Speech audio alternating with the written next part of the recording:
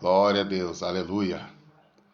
Eu quero cumprimentar os irmãos com a doce paz de nosso Senhor e Salvador Jesus Cristo.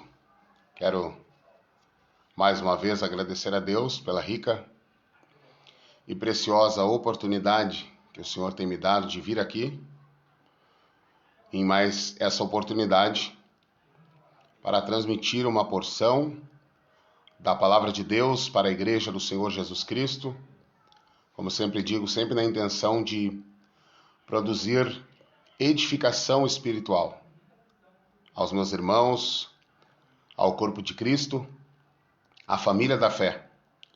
E com certeza essa edificação só nos é possível por intermédio da poderosa e preciosa palavra de Deus, que é a fonte da nossa fé, a palavra de Deus que é a bússola para a nossa vida, pois o salmista também no Salmo 119 declara dizendo que a palavra de Deus é lâmpada para os nossos pés e ela é luz para o nosso caminho.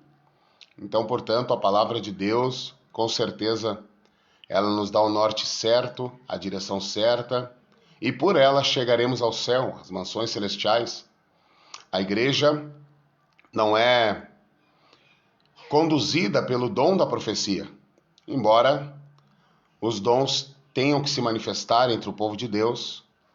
Obviamente, a Bíblia diz que sem profecia o povo se corrompe, mas isto não significa que a igreja é dirigida pelo dom de profecia. Mas a igreja é dirigida pela maior das profecias, que é a palavra de Deus, a palavra do Senhor. Deus abençoe meu querido irmão José Abreu. Deus abençoe o Senhor, homem de Deus, a paz do Senhor Jesus. Que Deus abençoe ricamente a sua vida, o seu ministério, de igual forma a sua família.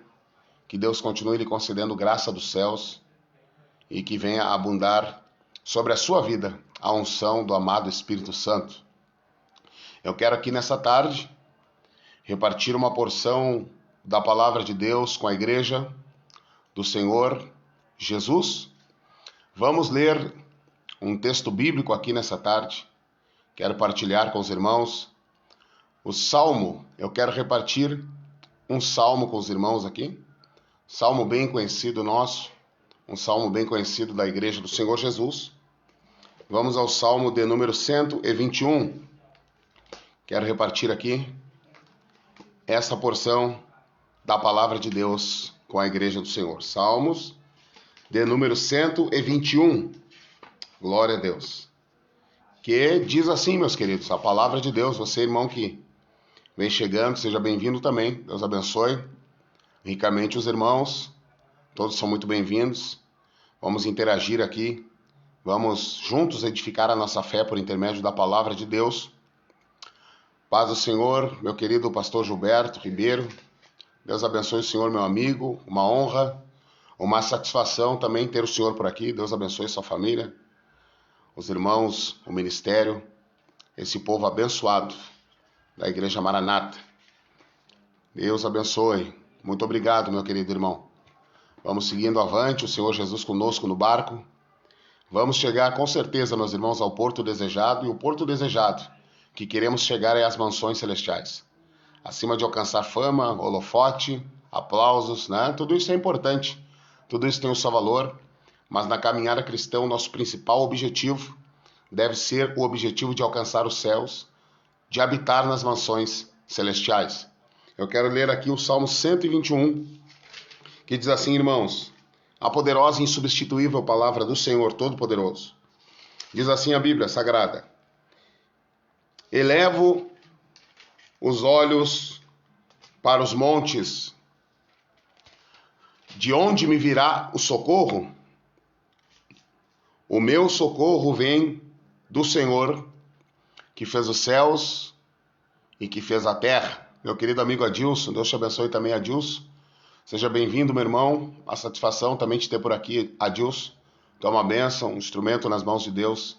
Que Deus abençoe a tua família, o teu ministério, grandemente, com as mais ricas bênçãos dos céus, em nome de Jesus. Somos a família de Deus, somos o corpo de Cristo, né? Fizemos parte do mesmo organismo, que é o corpo de Cristo. Então, meus queridos irmãos, quero deixar aqui uma breve reflexão em cima deste texto, dessa narrativa da Bíblia Sagrada. Salmo de número 121, diga-se de passagem, é um salmo muito conhecido, por que não dizer, né, irmãos, um salmo muito popular entre os crentes, entre a igreja do Senhor Jesus, e um salmo até mesmo conhecido por pessoas não crentes, por pessoas que são simpatizantes da fé. Este salmo de número 121 é muito conhecido, é muito popular. Nós sabemos que a palavra do Senhor, eu comparo ela como uma fonte inesgotável, porque ela sempre está nos trazendo, nos falando, nos ensinando algo novo da parte de Deus, como um poço que jorra água incessantemente. Assim eu comparo a poderosa e preciosa palavra de Deus. Você pode ler diversas vezes o mesmo texto bíblico. Você pode ler diversas vezes o Salmo 121, Salmo 23, outro salmo bem conhecido, bem popular da Igreja do Senhor.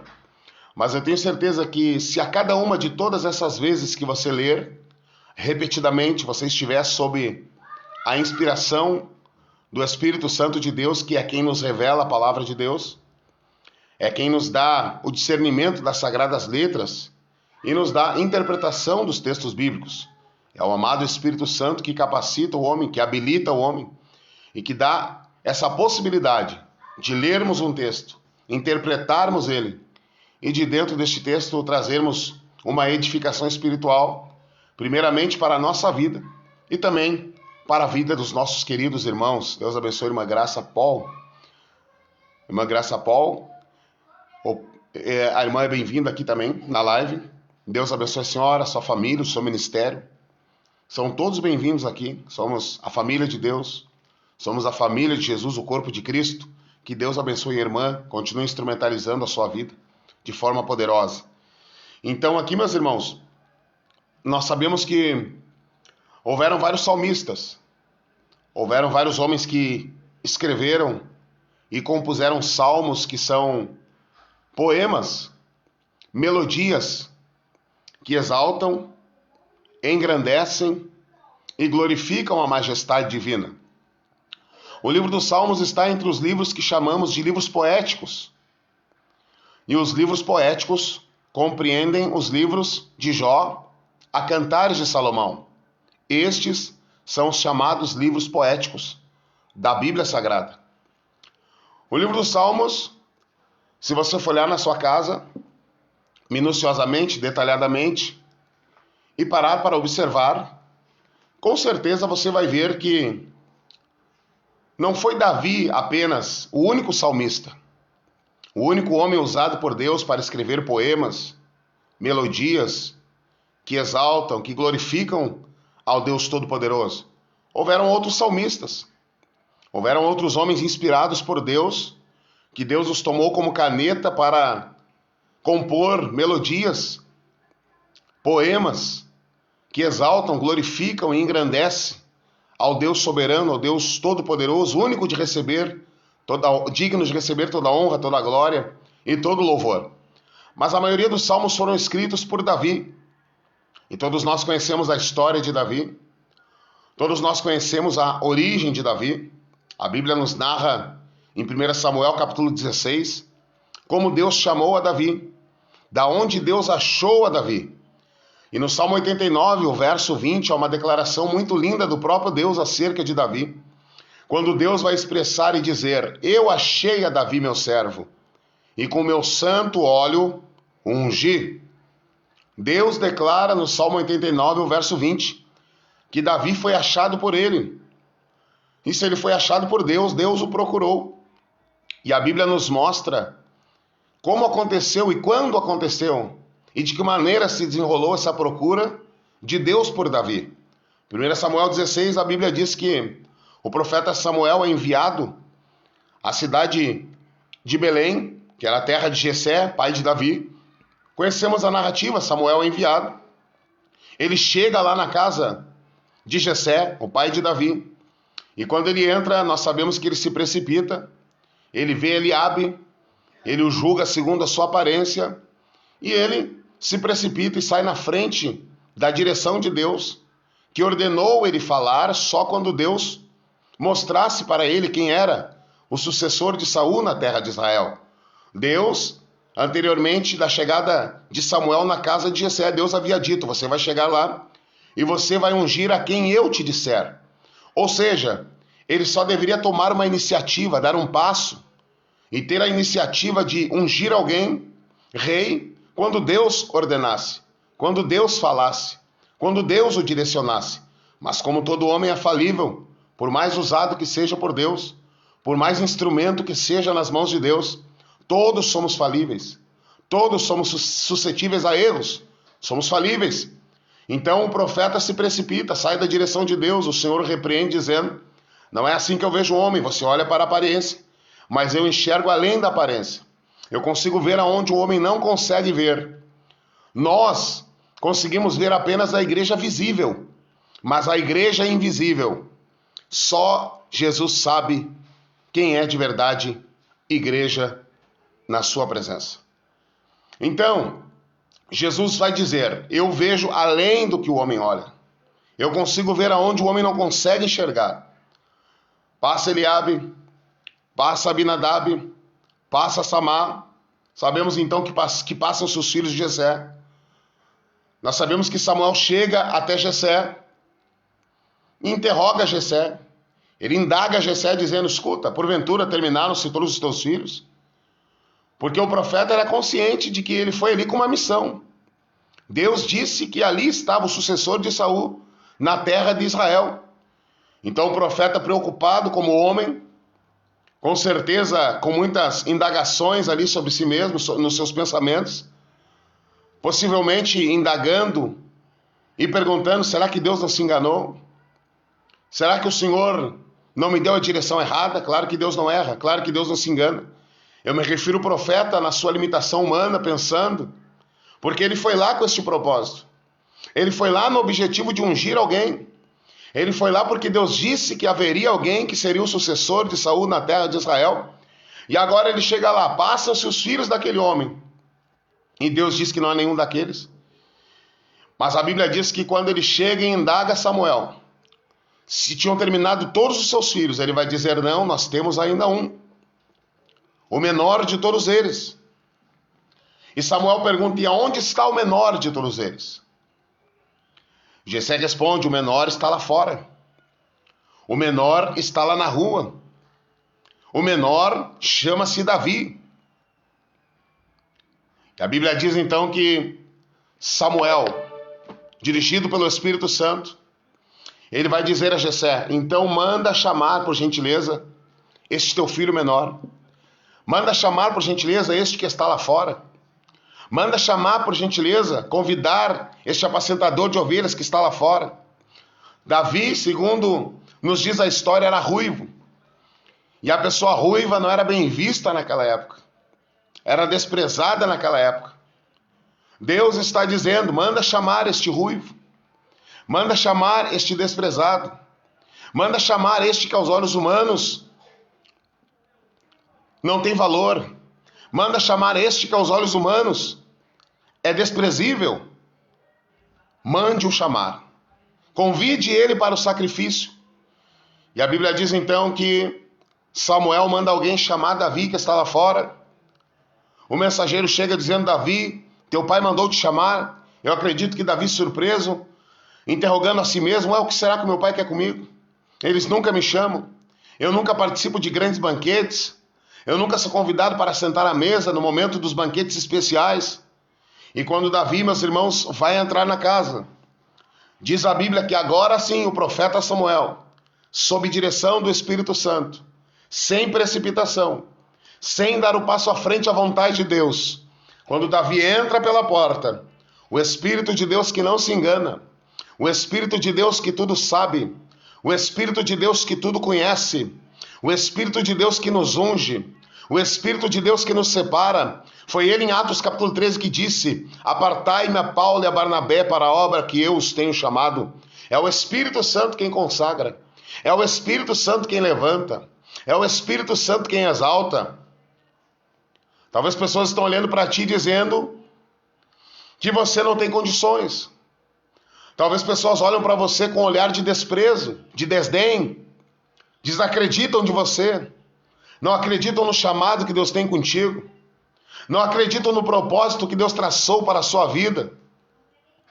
Mas fique tranquilo, quem te chamou foi Deus, quem te escolheu foi Deus, quem te procurou foi Deus, quem te achou foi Deus, quem te ungiu foi Deus. Independente das pessoas acreditarem ou não, você é ungido de Deus, você foi chamado por Deus, você foi escolhido por Deus, Deus acredita em você, Deus aposta em você e Deus vai concretizar tudo aquilo que Ele traçou para você. Independente se acreditam ou não. Davi entra, o Espírito Santo fala com ele, com Samuel e diz: está aí, perante os teus olhos, este será o sucessor de Saul na terra de Israel. Deus não vê como o homem vê. Deus não escolhe como o homem escolhe, segundo a ótica humana. A ótica de Deus é diferente da ótica humana. A Bíblia diz que os pensamentos de Deus são mais altos que os nossos, e os caminhos de Deus são mais altos que os nossos. Muitas vezes uma pessoa que aos seus olhos não presta para nada, uma pessoa que aos seus olhos é inconsertável, mas para Deus, esta pessoa, por mais que esteja dando trabalho agora, por mais que esteja dando prejuízo agora, Deus na sua onisciência está vendo aonde o homem não consegue ver, aonde os nossos olhos não conseguem ir, e Deus está vendo, por mais que essa pessoa agora, aos olhos humanos, não tem jeito, é inconsertável, mas na ótica de Deus, Ele está vendo essa pessoa lá na frente, produzindo muitos frutos, sendo um poderoso instrumento nas suas mãos. Por isso eu digo a você, mãe, a você, pai, a você, irmã, não desista do teu filho, não desista do teu marido, não desista da tua esposa, não desista, por mais que aos olhos humanos não tenha jeito, seja inconsertável. Pessoas estão dizendo que não tem jeito, que não vai se consertar, que não vai se endireitar, mas aos olhos de Deus, Ele está olhando lá na frente e está dizendo: tem jeito sim,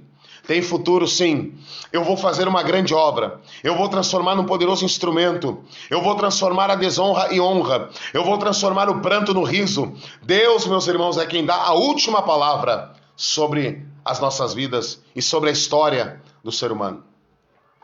Deus diz: pega, Samuel, esse vaso carregado de azeite, azeite, símbolo do Espírito Santo de Deus. E um dos motivos pelo qual o azeite é símbolo do Espírito de Deus é porque o azeite, se você misturá-lo com a água, você consegue visualizar o azeite individualmente. Você consegue visualizar o azeite individualmente. Esse é um dos motivos pelo qual o azeite é símbolo do Espírito Santo. Porque Deus é santo e sem mistura. A Bíblia diz que Deus é luz e nele não há treva nenhuma. Azeite também nos tempos bíblicos era usado como combustível para a lâmpada. É o Espírito Santo quem produz luz na nossa vida. Samuel pega aquele vaso que está cheio de azeite. E a Bíblia diz que ele vai derramando sobre a cabeça de Davi na frente de todos os seus irmãos. Na frente daqueles que o desprezaram. Na frente daqueles que o desacreditaram. Na frente daqueles que não davam nada pela sua vida. É assim que Deus vai fazer com você. Ele prepara uma mesa, diz a Bíblia, na presença dos nossos inimigos. A mesa é para você. Seus inimigos apenas irão contemplar você assentando-se nela. E a Bíblia diz que ele pega e vai derramando azeite sobre a cabeça de Davi. Como óleo precioso que desce sobre a cabeça, depois vai para a barba de Arão, vai nas vestes, vai na orla. A unção de Deus é completa sobre a vida daquele a quem ele escolhe, a quem ele chama.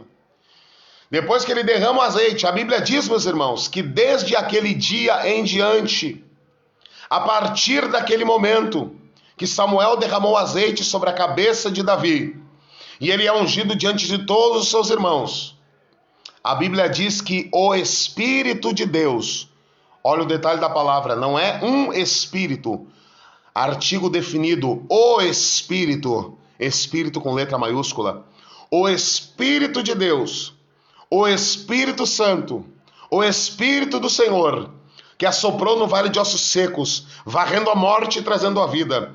O Espírito de Deus, que desceu no dia do Pentecostes, revestindo a igreja e batizando os discípulos com o Espírito Santo. O Espírito de Deus, o Consolador, o Paracleto, que está com a igreja nos auxiliando e nos ajuda nas nossas fraquezas. O Espírito de Deus, que convence o mundo do pecado, da justiça e do juízo. O Espírito de Deus, que ungiu a tua vida, que ungiu o teu ministério. O Espírito de Deus, que ungiu o ministério terreno do Senhor Jesus Cristo, conforme Isaías 61. O Espírito de Deus está sobre mim, porque Ele me ungiu para pregar boas novas, Ele me ungiu para libertar os cativos.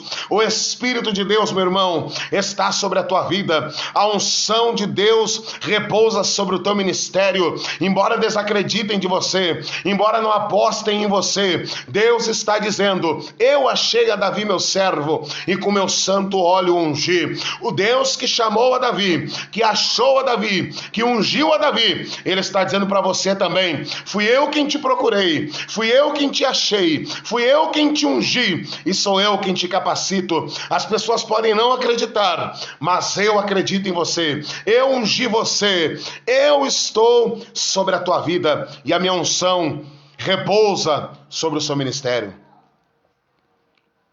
Davi é ungido, volta para sua função de apacentador de ovelhas. Essa foi a primeira unção de Davi. Ele é ungido primeiro na casa do pai. Depois, Davi é ungido em Judá. E depois Davi é ungido em Hebrom. As três unções de Davi. Você já é ungido por Deus. Você já é escolhido por Deus. Deus já te separou para uma grande obra. Mas vamos permanecer, vamos manter as nossas origens, como Davi foi ungido. Voltou a apacentar as ovelhas, depois no tempo de Deus. Foi exaltado e engrandecido pelo Senhor. Fica tranquilo, Deus não esqueceu de você. Deus não esqueceu do que Ele te prometeu. Você é chamado por Deus. Deus não esqueceu do plano que Ele traçou para a sua vida, do ministério brilhante, do ministério profícuo e abençoado. É só o tempo de Deus chegar e Deus vai concretizar o plano por completo na sua vida. Mas aqui, meus irmãos, estou contextualizando. Como já disse aos irmãos, Davi foi aquele que escreveu a maior parte dos salmos. E eu tenho lido com os irmãos aqui o Salmo de número 121. Aqui não está bem especificado no cabeçalho, dizendo que Davi é o autor do Salmo 121. Mas eu particularmente, tá bom, meus irmãos? Particularmente, uma opinião minha, creio que foi Davi quem o escreveu. Embora não esteja destacado aqui, pelo menos no cabeçalho da minha Bíblia não está, eu creio que ele o escreveu. O Salmo 121, ele inicia com uma declaração linda do salmista. Veja bem o que o salmista está dizendo: elevo os olhos para os montes. E em seguida, o salmista lança uma interrogação. Ele lança uma indagação. E a indagação que ele lança é esta: de onde me virá o socorro? Ou de onde me virá a ajuda? De onde me virá o amparo? De onde me virá a mão amiga? De onde me virá o escape? De onde me virá a saída? Talvez você está se perguntando para si mesmo: de onde me virá o escape? De onde me virá a saída? Como eu vou sair desse labirinto de problemas? Como eu vou resolver essa situação no meu lar?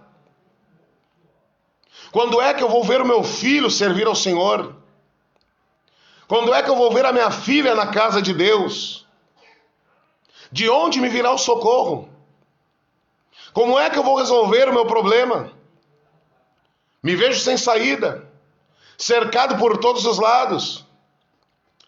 Eu te trago um exemplo clássico aqui do socorro e da provisão e da intervenção de Deus sobre a vida do seu povo. Lá está o povo de Israel diante do Mar Vermelho, aquela imensidão à sua frente. Atrás, Faraó, seus carros, cavalos e cavaleiros. À direita e à esquerda, montanhas. Mas é quando o povo se vê neste cerco ali por parte dos seus adversários e está diante daquele mar. Com certeza pensaram, vamos morrer, é o fim da linha, vamos perecer, vamos sucumbir. E é nesse exato momento em que Deus pergunta a Moisés, o que tem nas tuas mãos? Moisés diz, eu tenho uma vara nas minhas mãos. E Deus está te perguntando, o que é que tu tem nas tuas mãos nessa tarde? Você tem uma vara nas suas mãos, meu irmão. Você tem autoridade de Deus sobre a tua vida. Você tem poder de Deus sobre a tua vida. Você tem a fé sobrenatural que o Espírito Santo implantou na tua vida. E Deus diz, Moisés, esta vara que tu tem em tuas mãos, pega ela. Toca sobre as águas. E Moisés, em obediência à voz de Deus, no meio daquele cerco de problemas, toca nas águas. E a Bíblia diz que Deus faz soprar no vento, divide as águas do Mar Vermelho. E o povo de Deus passa em seco. Você está dizendo, como eu vou resolver este problema? No meu lar, na minha família, no meu casamento. Eu não vejo saída. Eu não vejo escape. Eu não vejo uma brechinha para me escapar. E Deus está te perguntando, o que tem nas tuas mãos? Usa essa vara que eu te dei. Usa a autoridade que eu coloquei sobre a tua vida. Usa o poder que eu coloquei sobre a tua vida. Deus está dizendo, use a tua fé essa tarde. Coloque a tua fé em prática. Porque a Bíblia diz que sem fé é impossível agradar a Deus. E é necessário que aquele que de Deus se aproxima, aproxime-se com fé. A mulher hemorrágica, ele disse, vai em paz, a tua fé te salvou. Ao cego Bartimeu, ele disse, veja, a tua fé te salvou. Ao centurião de Cafarnaum, ele disse, nunca vi em Israel tamanha fé. Ou seja, eles usaram a sua fé. E nessa tarde, vamos usar a nossa fé, meus irmãos. Diante de todos esses problemas que tem nos cercado, vamos colocar a fé sobrenatural em prática. Porque acima desses problemas está o nosso Deus, o Todo-Poderoso, aquele que está acima da sua criação, aquele que está acima da criatura, aquele que habita nos mais altos céus e não perde o controle de nada, absolutamente de nada. Ele está no controle de toda e qualquer situação que aflige a minha vida, que aflige a sua vida. É por isso que 1 Pedro 5,7 diz o apóstolo, lançando sobre ele quem? Sobre Deus, o Senhor, o provedor, o sustentador, o mantenedor,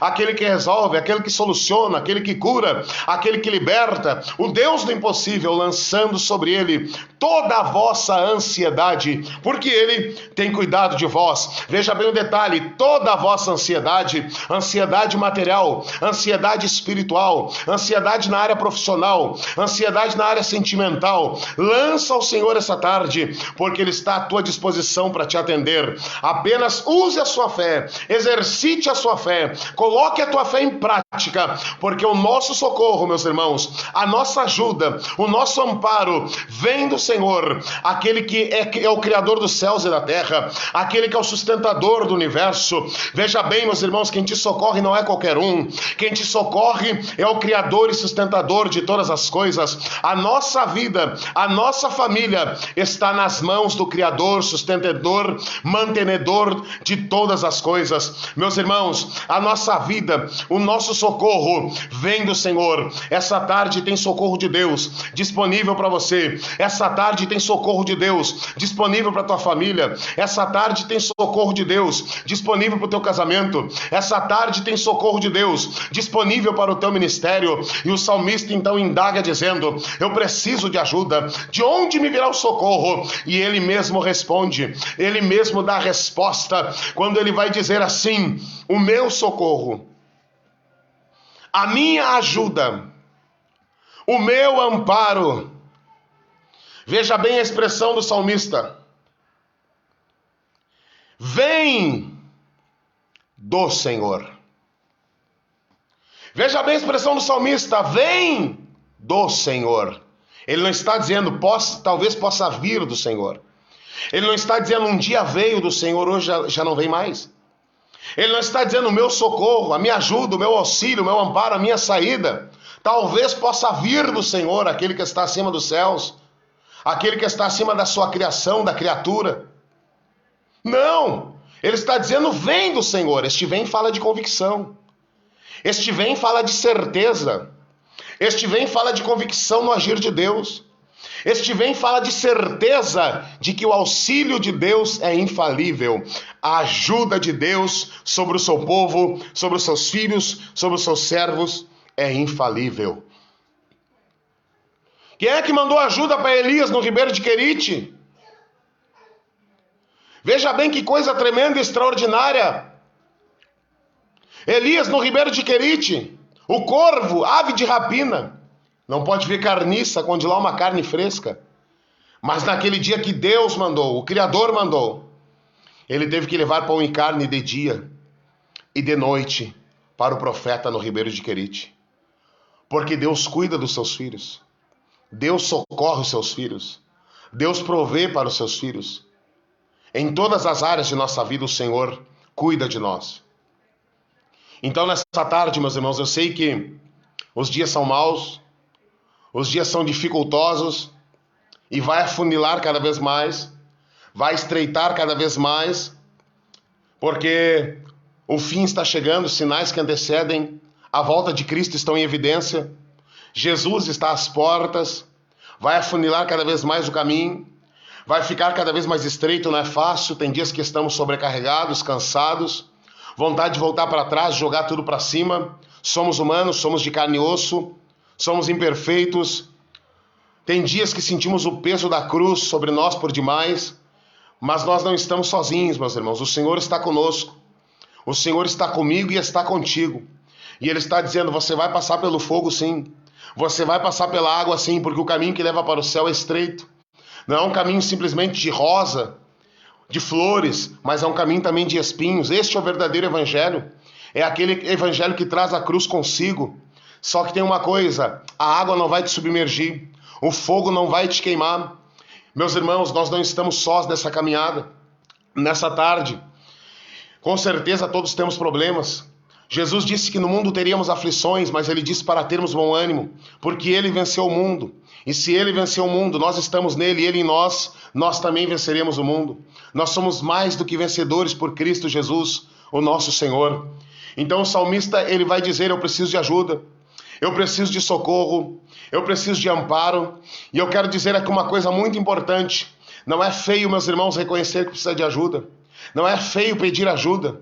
Não é feio reconhecer que precisa ser ajudado. Muito pelo contrário, diante de Deus isso é honroso. Diante de Deus isso é uma grande virtude. É isso que nos faz vencedores diante de Deus. Porque a Bíblia diz que Deus dá graça aos humildes, mas resiste àqueles que são soberbos. Então, meus irmãos, não é feio reconhecer que precisa de ajuda. O salmista está reconhecendo, dizendo, eu preciso de ajuda, eu preciso de socorro, eu preciso de amparo, eu preciso de uma mão amiga. Meus irmãos, isto perante Deus é louvável. Chegarmos com humildade, reconhecendo as nossas limitações, reconhecendo as nossas debilidades, reconhecendo as nossas fragilidades. É isso que nos faz grande diante de Deus. É isso que nos faz gigante e vencedores e triunfantes. Então, meu irmão, essa tarde, eu não sei qual é o problema que tu está enfrentando na tua casa, na tua vida pessoal, ministerial, mas o Senhor que tudo vê, tudo enxerga, tudo contempla, nessa tarde, Ele está dizendo para você que Ele tem socorro para ti, que a mão amiga dele está estendida sobre você. A Bíblia diz em Isaías 59 que a mão do Senhor não está encolhida para que não possa salvar. E eu quero concluir aqui dizendo aos irmãos, a Bíblia diz em Êxodo 3, quando Moisés está lá no Monte Horebe, quando ele sobe ao Monte Horebe, Deus se revela do meio da sarça. Olha, lembra as palavras que Deus disse a Moisés: Moisés, eu tenho visto a aflição do meu povo que está no Egito por causa dos seus exaustores, mas Moisés, eu desci hoje para livrar o meu povo, eu desci hoje para dar um basta a este sofrimento.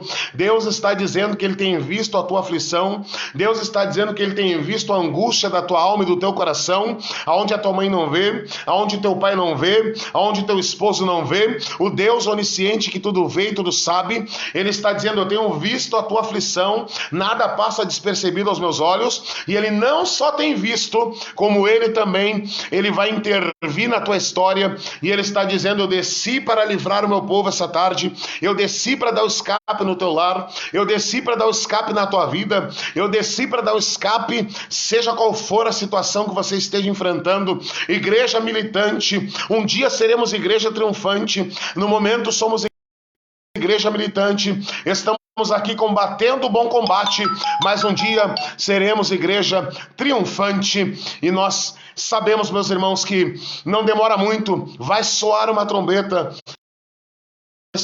Eu quero aqui deixar esta meditação aos irmãos esta tarde, crendo que por intermédio desta palavra poderosa, a sua fé foi edificada, a sua fé foi robustecida, e Deus está dizendo: não desista, persista, continue, siga em frente. As aflições fazem parte da caminhada cristã, o caminho é estreito, o caminho é dificultoso, o caminho é de pedras e espinhos, mas o fim deste caminho, meus irmãos, será as mansões celestiais, a eternidade com o Senhor Jesus Cristo.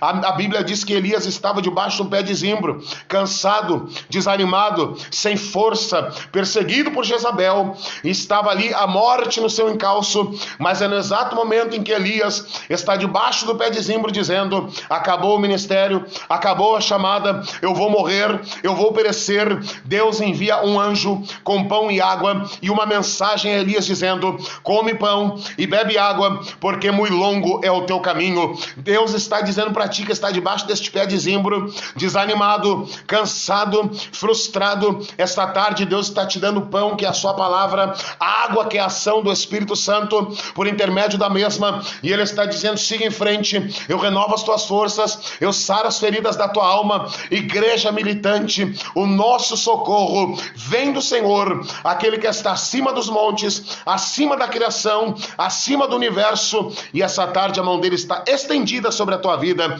Receba da parte de Deus a sua bênção, a sua vitória. Que Deus abençoe a todos os irmãos, e eu espero ter edificado a fé da igreja do Senhor.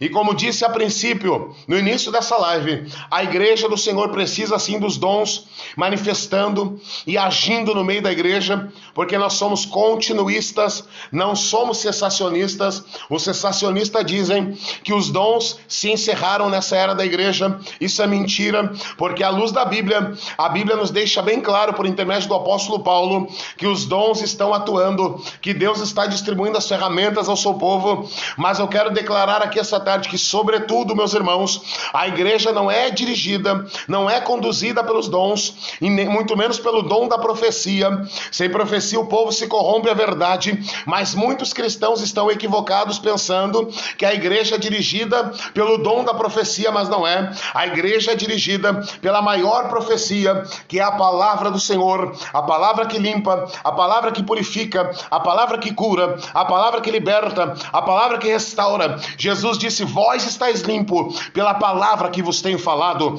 As minhas palavras, disse ele, são espírito e vida. Então, meus irmãos, que Deus abençoe você. E nesta tarde eu quero concluir aqui fazendo uma oração e reforçar uma vez mais aos irmãos que a igreja não está só. Nós temos conosco no nosso barco o Senhor Jesus Cristo. Pode ser a quarta vigília da noite. Sabe que hora era a quarta vigília da noite? 3 horas da manhã era a quarta vigília da noite. E exatamente 3 da manhã, alta madrugada, os discípulos sozinhos no meio do mar, o barco quase indo a pique, e eles dizendo: vamos afundar, vamos morrer, vamos perecer.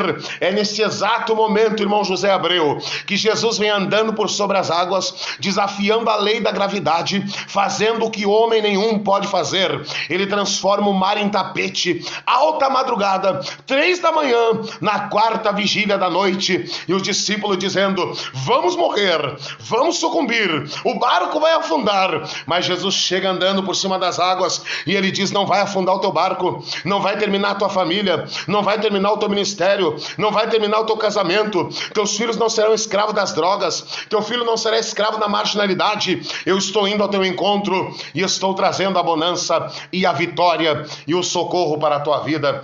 Que Deus abençoe os irmãos. Vamos orar a Deus agora e, querendo Deus, numa próxima oportunidade estarei aqui novamente para a honra e glória do Senhor Jesus. Quero agradecer a todos os irmãos que entraram aqui, que interagiram juntamente comigo e por intermédio da palavra tivemos nossa vida edificada, nossa fé fortalecida. Creia nessa tarde que Deus te deu pão, que Deus te deu água e Ele disse para você: siga em frente, o teu caminho é muito longo, não acabou, não terminou, prossiga, vá em frente. Vamos orar a Deus. Obrigado a todos os irmãos de coração, irmã Ana Ramos, irmã Graça, Marcelo Lindemeyer, meu amigo, meu contemporâneo. Deus te abençoe, Marcelo. Marcelo também é um pregador do evangelho, essa gurizada abençoada aí, crescemos junto na casa de Deus. Então, eu costumo dizer que a nossa maior virtude, com certeza, são as nossas origens, de não esquecer quem somos, de onde viemos, o que Deus fez na nossa vida, e jamais esquecermos dos nossos amigos, dos nossos irmãos, e nunca, jamais, deixar subir para a cabeça alguma coisa, porque eu lembro do saudoso pastor Sebastião, meu pai na fé, que hoje descansa com o Senhor. Ele dizia: se deixar subir para a cabeça, tu vai ter um derrame, e tu vai morrer espiritualmente, mas que a humildade possa estar à frente da honra. Que Deus abençoe a todos os irmãos, em nome de Jesus. Vamos orar. Senhor nosso Deus e nosso Pai Celestial, quero te agradecer por essa tarde, por este momento aqui, em que tive a oportunidade de partilhar a tua palavra com os teus filhos. Meu Deus, desde já te agradeço pela vida de cada um dos meus irmãos. Nós cremos na tua palavra que é fiel, na tua palavra que é digna de toda aceitação, na tua palavra que não falha. Ó Deus, abençoa os teus filhos ricamente, seus lares, suas casas, suas famílias. Guarda-os, livra-os, ó Deus. Entra com providência neste lar, nessa casa. Seja qual for o problema, a situação, a dificuldade. Tu é o Deus do impossível, tu é o médico dos médicos. Tu faz o que o homem não pode fazer. Tu vai onde o médico da terra não vai. Tu toca onde o médico da terra não toca. E em Lucas 1,37 diz que para ti nada é impossível. Opera o impossível agora. Opera o sobrenatural agora. Cura os enfermos agora. Repreende a enfermidade. Repreende a doença. Sara as feridas da alma agora, meu Deus. Levanta este que está caído. Fortalece aquele que está fraco. Anima aquele que está desanimado. No poder da tua palavra eu declaro a cura. Eu declaro o milagre. Eu declaro a porta aberta. Em nome de Jesus, receba a plenitude da bênção de Deus sobre a tua vida, sobre o teu lar, sobre a tua casa. Receba nessa tarde a unção que desce do alto sobre a tua vida. Em nome de Jesus, Pai, eu creio que tu está fazendo transbordar o cálice do teu filho de óleo, de azeite, de unção. Em nome de Jesus, eu abençoo a todos para a honra, glória e louvor do nome do Senhor.